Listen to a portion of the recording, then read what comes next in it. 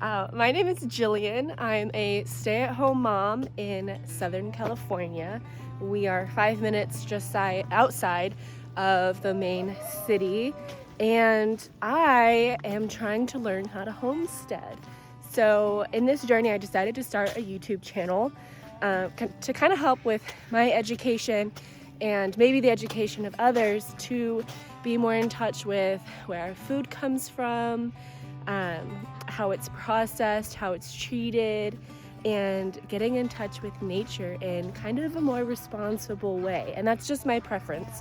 I still go to the grocery store, but I am obsessed with chickens.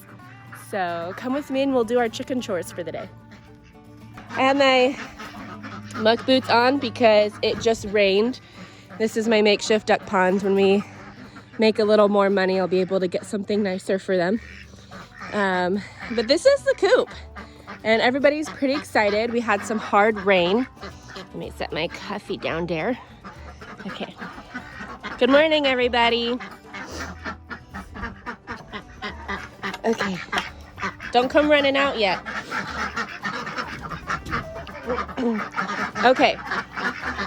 So it's a little loud in here, but we've been dealing with a lot of rain lately, and to kind of compromise that with some of the mud, I would put a bedding down that was crumble, and it would soak up a lot of water, and then I'd layer that with hay so that the ducks and the chickens would have something to walk on that wasn't just mud. And then we tarped all of this, but we had some heavy wind and the tarp got completely blown off. It blew out of the it blew like the nails, and we have those little round nail caps to like hold it down, and it pulled those all off, and then the coop was exposed to a lot more water, and as you see here, it's not as clean as it used to be. And unfortunately, I won't be able to do anything about it until it dries up, because I could clean it all out and then start over, and then it would just rain again. So any other homesteaders have any techniques? I have heard though that it's like clear, it's not plexiglass, it's like kind of a wave. I don't even know what it's called, but I've seen a lot of people using that, and that might be something that I have to invest in for the next rainy season. Anyways, let's check out how many eggs we have today. Excuse me.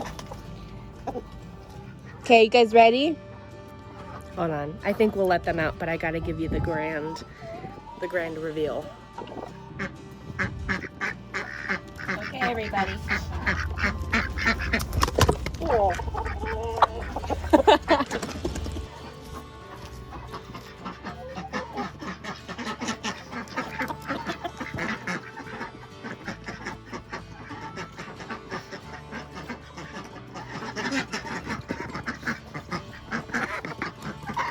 Those 4 ducks that came out are actually my newest addition to my mini homestead.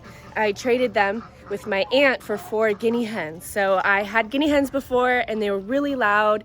They're really great at catching actually snakes and ticks and mites and really good little fast bugs, but they would fly over my fence, all the way over my fence, because they're really flighty.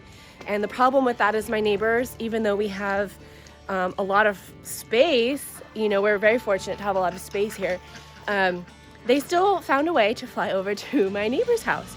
And my neighbors have 2 dogs, and obviously you can see a problem with that. If your dogs are not acquainted with livestock, it could be really problematic. So I felt irresponsible owning these birds if I was constantly putting them in danger. And you could say, oh, well, Jillian, why don't you clip your wings? Guinea hens are very much wild birds. I did have them from the time that they were baby chicks to full grown, almost at egg laying age Guinea hens, and they're very much wild. Getting my hands on one to clip their wings was more effort than it was worth. So I felt like they would be better suited at my aunt's house, who has a lot of space. She lives in kind of the desert, high desert area, so she's got a lot of what are those trees called? Like juniper trees, and really good ample space, and livestock guardian dogs to keep them safe. So that was an easy trade. And she had a friend with 4 ducks that needed a home for the ducks. The ducks are laying eggs, and I said, oh my gosh, I have 2 ducks. They would love some company. I have 1 male, 1 female. And then the 4 ducks she brought are all female. So my male is very happy, but hopefully that means this spring we can have baby chicks. So ducklings, I guess. Baby ducklings would be such a joy to have. And now, before we get the eggs, why don't we let our barn cats out? We keep them in this shipping container to keep them safe at night. I feed my cats at 5 p.m. every night because I don't want any predators to get them. And if I feed them consistently at the same time, they'll know what time to be home. It's before the sun goes down, they're locked up safe and sound. And we do let them inside. Just don't tell my husband that. You might be asking, oh my gosh, this is airtight, Jillian. This looks really tight. Well, I couldn't risk having any raccoons or coyotes, having it loose at all for them to get in and get my cats. And the solution is, 1, it's not airtight. There are a lot of air holes in here too. And they're just kept warmer. Less breeze, less air. I'm sorry, not less air. They get plenty of air. There are air holes, but there's no draft coming in to chill the kitties. And this is Suki and Paco. And there they are. Good morning. Hi, how'd you sleep? His fur is warm to the touch. They're not cold in there. And we also have a, what I use for my cats is the same thing I use for my chicks in the spring, and it's a plate brooder, so it stays warm. And the kitties have something to lay on and keep them warm in that shipping container at night if our temperatures get low. And again, we're in Southern California. We're not seeing snow, just some cold rain and air and wind. But snow, not here. I've yet to, well, maybe like, I don't know, I can't say it's never snowed here, but in the time that I've lived here, we haven't had snow. So I can assure you the kitties are warm and safe. And this is my coop. I wish I could show everybody on a day that it wasn't covered in mud from all the rain.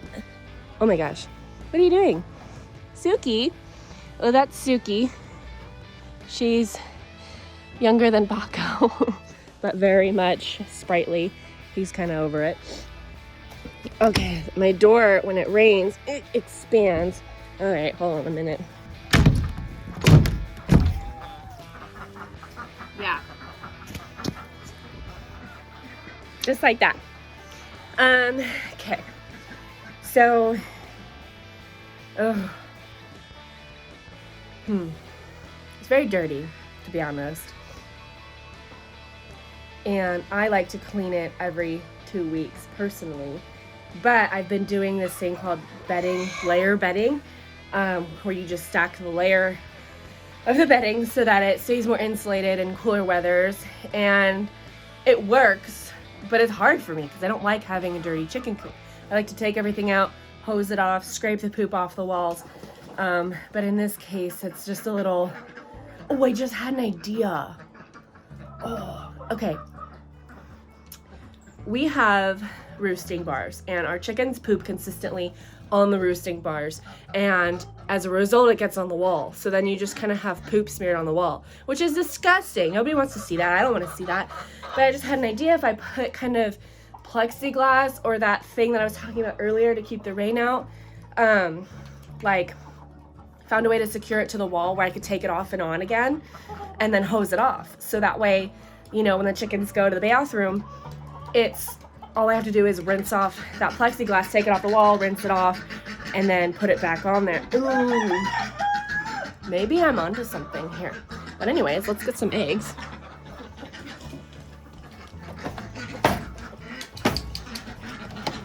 Oh, we got a few.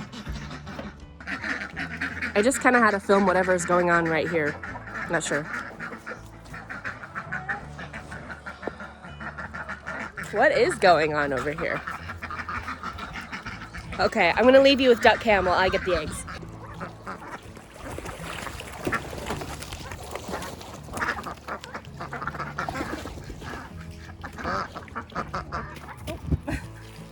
Hi, Cedric.